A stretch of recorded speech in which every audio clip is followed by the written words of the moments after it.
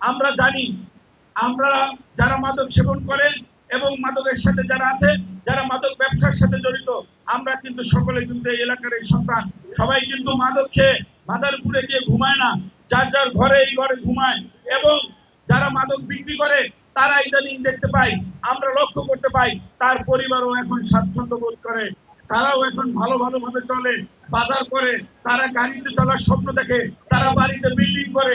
কিন্তু আমি বলে দিতে চাই, যেই বাড়িতে এই ঘটনা ঘটবে সেই পরিবারের সকলে কিন্তু দোষী।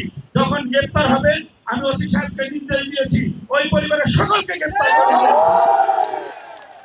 শুধু ওই ছেলেকে আনবে না, ওই পরিবারের সকলকে গ্রেপ্তার করে নিয়ে আসবেন। আর এই জন্য কেউ যদি বলেন ভাই ৭৫ বছর বয়স এই বুড়াকে রেখে দেন, আপনার এই মহিলাকে রেখে দেন, একে ছেড়ে দিতে হবে, আমি মনে করবো যে বিএনপির কর্মী যদি আপনারা আমাকে ফোন দেন, তাহলে মনে করবে এই আশ্রয় প্রশ্রয় আপনারা দিতেছেন, আপনারা এর সাথে কোন মাদক ব্যবসায়ীকে কখনো আশ্রয় প্রশ্রয় দেবেন না। আমি যদি মনে করি আপনারা কেউ আশ্রয় প্রশ্রয় দেওয়ার চেষ্টা করেন, আমি এই এলাকার লোকের কাছে আমি আপনাদের কাছে গ্যারান্টি দিতে পারি, অন্তত সেই কর্মী আমার দল করতে পারবে না।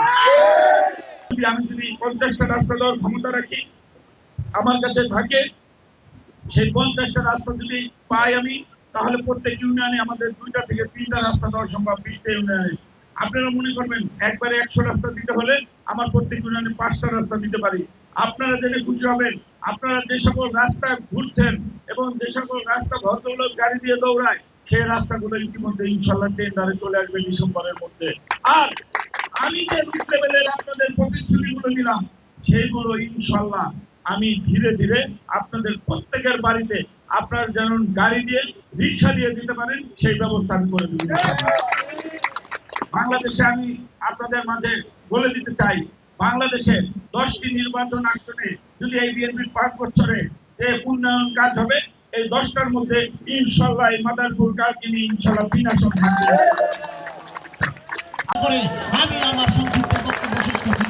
বাংলাদেশ জিন্দাবাদ, বাংলাদেশ জাতীয়তাবাদী দল জিন্দাবাদ, শহীদ প্রেসিডেন্ট অমর হোক, বেগম খালেদা জিয়া অমর হোক, তারেক রহমান জিন্দাবাদ, আনিসুর রহমান খুঁজছে সেই অ্যাম্বুলেন্সে আমাদের আজকের জননেতা মৃত্যুঞ্জয়ী ছাত্র নেতা